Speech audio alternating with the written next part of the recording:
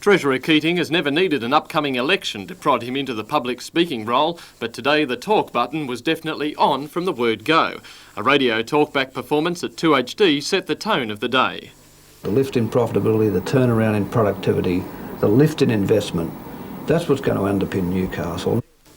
Next, the reason for the Treasurer's trip, a visit to the new tax office in King Street. Politicians, business leaders and tax office workers attended an official opening ceremony of the ultra-modern complex. More than 700 public servants are employed in the building, which cost $30 million to construct and a further $5 million to fit out. The Taxation Department says it brings to Newcastle all the extras of a decentralised service. The public receives a better, more personalised service, even though perhaps some of them may not want that. The tax office actually opened for business on July the 1st, but if you want the Federal Treasurer on your opening plaque, you just have to wait your turn. Paul Keating, it seems, has quite a soft spot for the Newcastle tax office. He did open its predecessor in 1985 and he gave the nod for these plans. Whatever its purposes though, today the building proved an imposing soapbox for some pre-election backslapping. Centres like Newcastle with large capital-intensive heavy industries just simply were in a state of perpetual decline. That's all been reversed by the largest shift in macroeconomic policy that Australia's probably ever seen. After the opening and inspection and plenty of the human contact, Keating's advisers have been encouraging. The palm pressing continued at a large reception, but it's obvious Paul Keating is far more at ease with macroeconomics than small talk. He was back into it with a vengeance at a lunch for business and civic leaders. With barely a pause for breath, the Treasurer explained away the forecasts of economic gloom. In 1983 we had $5 billion worth of assets offshore. This year we'll have $51 billion. The Treasurer received a lukewarm reception at the lunch, but then took great pains to avoid what certainly would have been a much hotter one outside, a small group of pharmacy employees protesting over the decision to cut prescription payments. Peter Morris tried to defuse the situation with little luck. Okay, you just said over here. You just said over here. People, that's the problem. The Treasurer's minders decided discretion was the better part of valour, much to the anger of the protesters. She wasn't prepared to even talk to us. Talk about an arrogant treasurer. Ross Hampton, NBN News.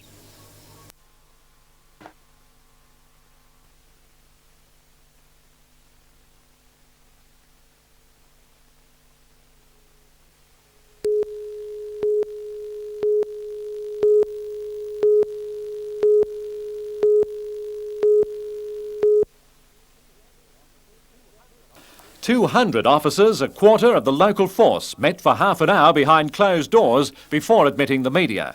Anger over the early release of prisoners through remissions of up to 19 days a month reached a peak with the freeing of the Glesick brothers. Danny and Wally Glesick were sentenced to double life terms in 1977 for the murder of Constable Doug Eaton during a robbery at the Toronto Country Club. The policeman's widow, Judy Eaton, was at the meeting, along with another police widow, Anne Hayden, whose husband Keith was murdered while on duty at Mount Sugarloaf in November 1980. A motion calling for the dismissal of the Corrective Services Minister, Michael Yabsley, met with instant and unanimous endorsement by applause. The following vote was just a formality. Mr Yabsley was condemned for allegedly misleading both the Parliament and the people over his signing of the release approval for the Glessicks.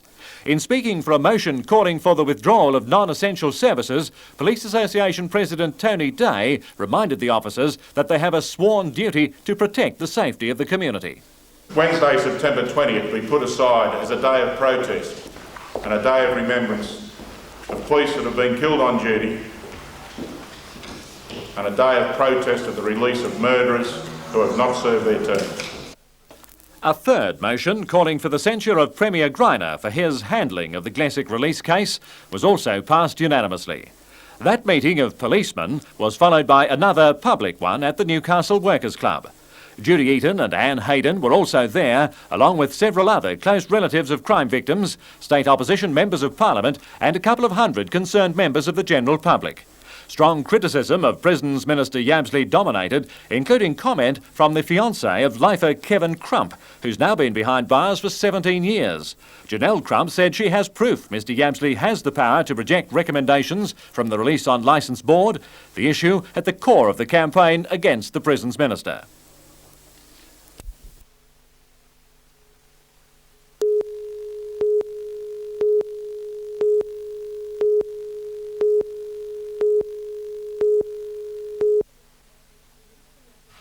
Police believe the man was burning off rubbish and grass on his block of land at Pindaimony Tea Gardens, but the simple operation turned to tragedy.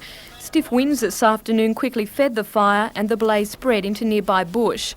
The man realised the blaze was out of control and asked a neighbour to phone for help. He then returned to the site to fight the fire himself. When the bushfire brigade arrived, they found the man's badly burnt body. Police believe the man either suffered a heart attack or was overcome by smoke.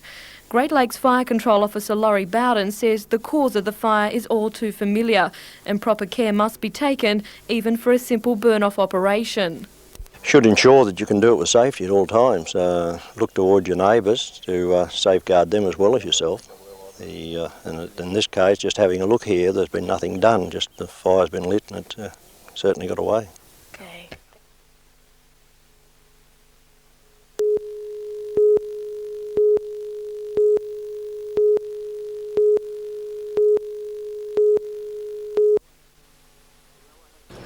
Perella had been in sensational form all week and he was up against the sentimental favourite Waratah's champion Pat Barwick. But right from the outset it was obvious that Perella was in no mood to run second. The man who's just been selected to represent Australia at next year's Commonwealth Games jumped to a 5-shot lead early and maintained that lead for quite a few ends.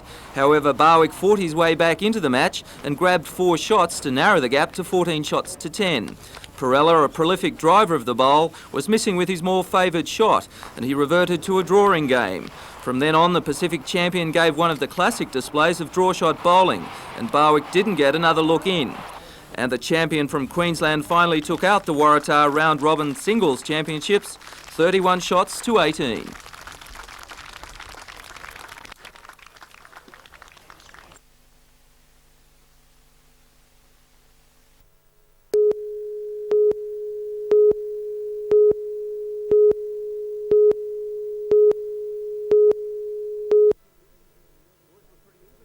Scores were pretty even during the early stages, but then Michael Legg Wilkinson and Andrew Reeves crossed for Merewether tries to give them a 13-6 lead at half-time. Just before the break, University were reduced to 14 men when hooker Mark James was dismissed for a high tackle on the Greens captain David Chapman. But University, who were the minor premiers, never gave up and in the 3rd minute of the second half hit back. And after sustained attack on the green line, referee Sandy McNeil awarded them a penalty try and with the conversion trailed Merewether by the single point. David Mooney gave the Greens a little breathing space with a penalty and that seemed to give them the desire to kick on. Midway through the second half, after constant pressure on the uni line, Martin Swan latched onto a super backline move and he crossed for the Merewether try that sent them on the road to victory. Mooney added a field goal to stretch the lead to 13 points and the icing on the cake came when the brilliant 5'8" intercepted a University pass and he sprinted 50 metres to score a most deserved try and the Merewether Carlton Greens were home 29 points to 12. And it wasn't hard to imagine the feeling of Captain David Chapman. It was a great effort. We've been carrying injuries. We've kept it secret for a couple of weeks. We saw it at the end, about 4 or 5 of our blokes went off. But that was great. That was terrific.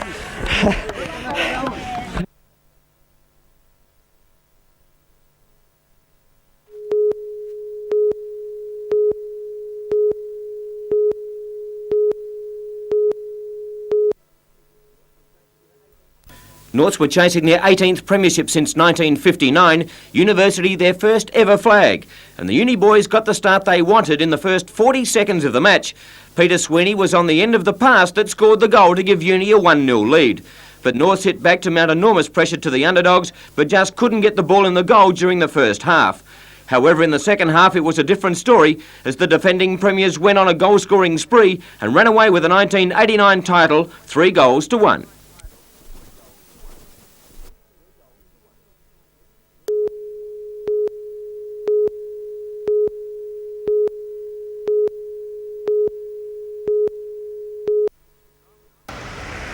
The drama began at 3:30 this morning when the 31-year-old man contacted his martial arts instructor and allegedly told him that at times he had felt like committing suicide. Friends told police that the former soldier had been drinking heavily, was in a highly emotional state and had an arsenal of high-powered weapons and explosives.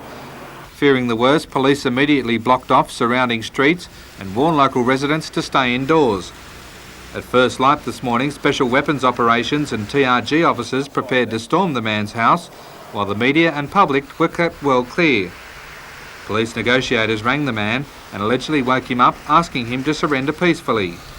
The 31-year-old, unaware of all the fuss, walked outside, bemused by the whole incident. Terrigal police later charged the man with stealing Commonwealth property, namely an explosives kit and Army intelligence pamphlets that he'd forgot to hand back when he left the service.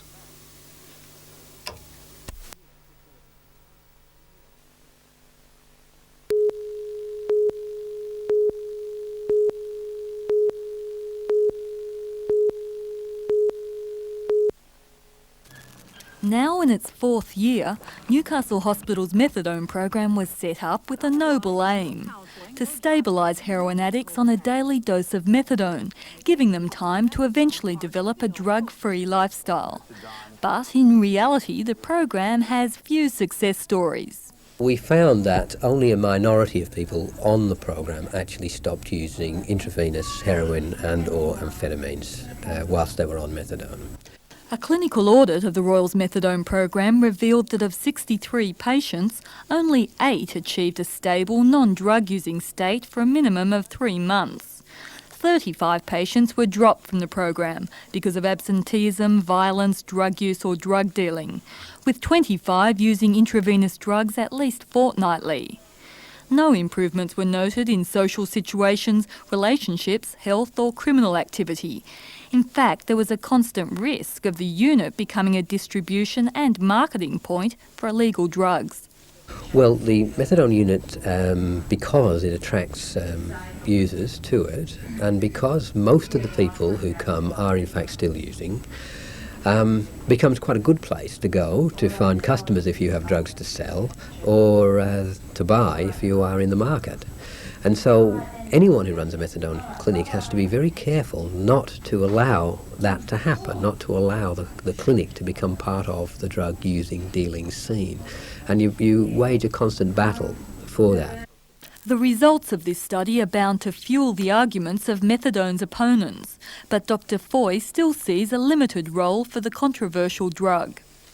There is no reason why this unit should not continue exactly as it has up to now. As I've said, although we have made very clear the limitations of methadone, that's not to say that we don't think it's worth doing. We do think that what we're doing is worth doing, and in fact we're quite proud of the success that we have achieved so far.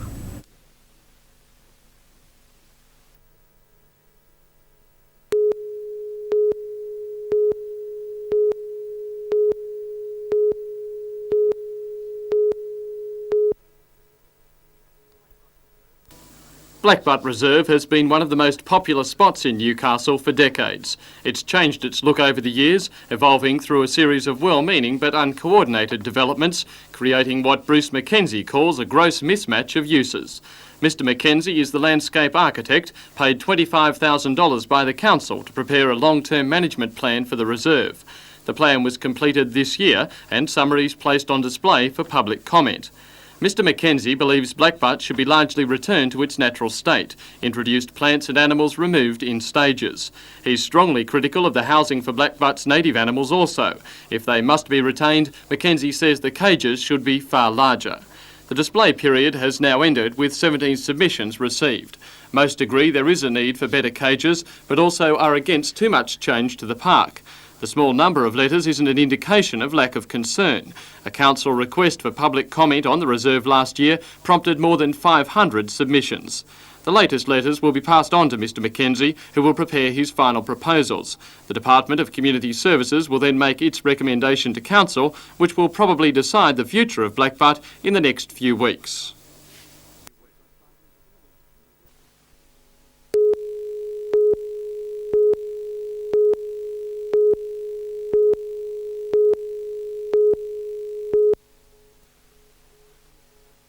The idea of an over-18 identity card has been bandied around for years.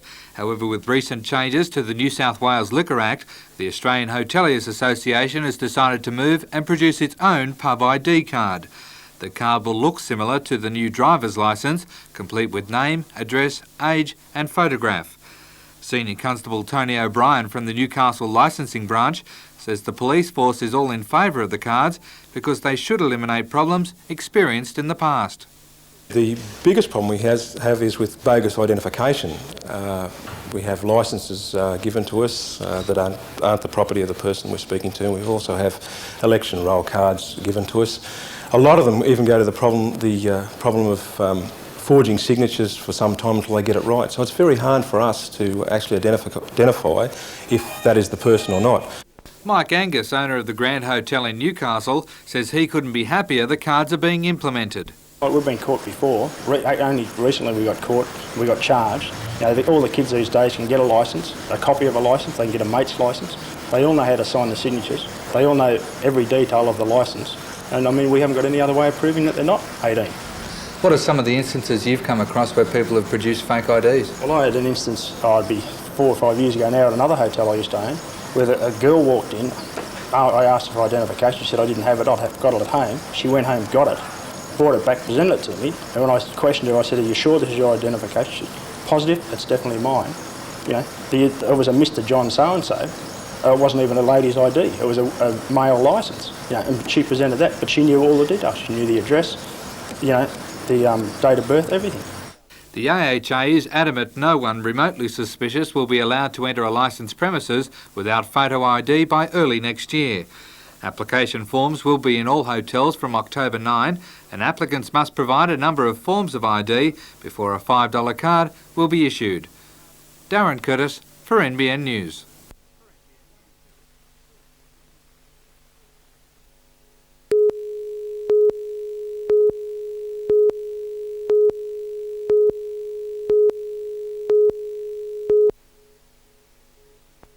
Since this year, promoters for the Waters brothers have been trying to set a date for the IBF light middleweight title. However, Troy has always been knocked back as #1 contender. Italian boxer Gianfranco Rossi recently won the title, and the International Boxing Federation ruled that Rossi must fight Troy. Troy says the wait is finally over. It's been postponed 4 times so far, so I've been the #1 contender for the last year and a half, 18 months, so I know the fight's going to happen, and I'm training for that. I'm going to be as fit as I've ever been. Troy will now go into intensive training on the family's Culnura property before flying to England 3 weeks before the October 27th fight for Troy to spar with some of Europe's best. The fight will be held at the Grand Hotel Billia, Europe's largest casino, on the Italian-French-Swiss border. Trainer and father Cess says he's already confident of the outcome. I personally think myself that Rossi won't go into the 5th round. I think the kid will kill him, so I've got no worries about that. I'm looking forward to it, so when I go to Italy, I shall simply say to the Romans, we come to Italy to kill Rossi, not to praise him,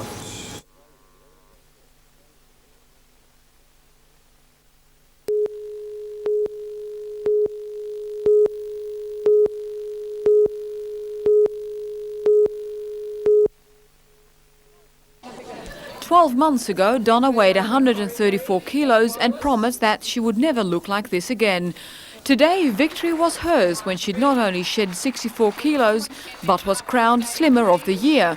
Overweight since a schoolgirl, 25-year-old Donna put her problems down to eating all the wrong things.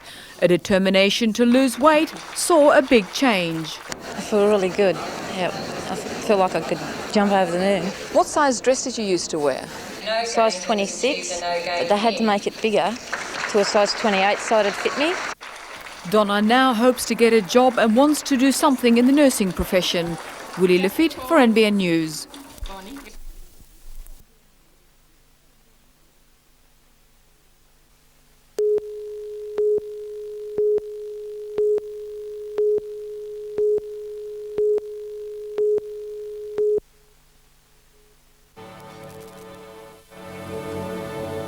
Twice a year, the orchestra applies to the Performing Arts Board for money to help support its performances.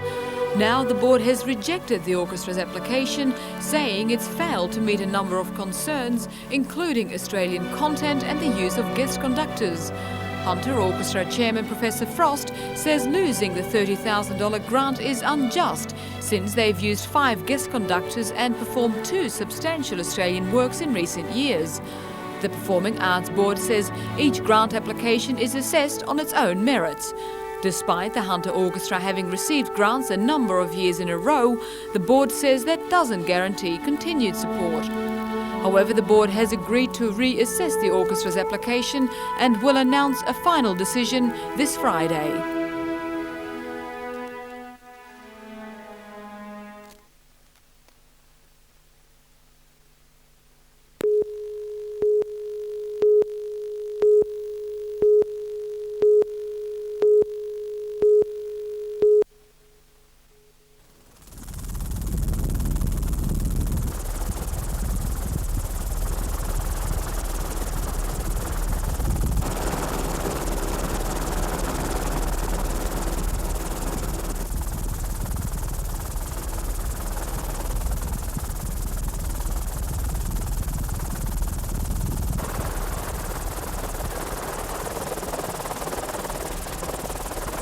To 40%, had slashed maintenance funding in the Hunter in New England by more than $2 million, had introduced a scheme which forced children to pay rent, and had left the region drastically short of homes. According to tenant participation policy, which was implemented about 3 years ago, all policies are to be discussed with tenant input. At present, we have had absolutely none.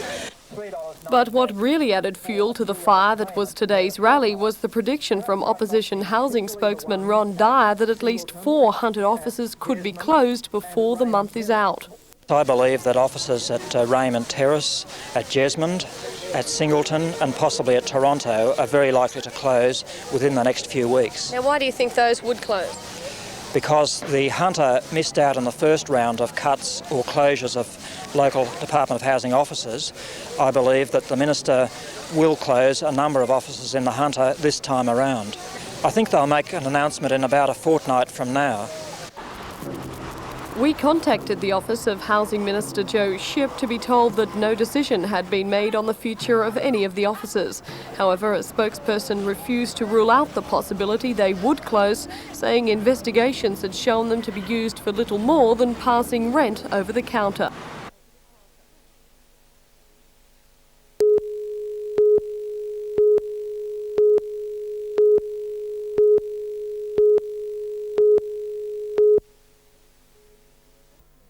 In the Lord Mayoral Minute on the agenda for tonight's council meeting, Alderman McNaughton is recommending all decisions relating to the August 15th performance contract and associated wage rises be rescinded. This means the Lord Mayor will be recommending that wage hikes for Town Clerk Barry Lewis and City Engineer Doug Chapman be formally withdrawn. A copy of the Lord Mayoral Minute has been given to all 12 aldermen. However, this afternoon the Lord Mayor said he wanted the performance contract and associated wage rises to be deferred. My Lord Mayoral Minute in respect to the performance contracts is that our previous confidential decision, which I can't tell you in detail what it was, will be rescinded or deferred. Alderman McNaughton said until the full bench of the Commission handed down its decision on whether local government employees can be contracted, the Council would not make any decision on wage rises.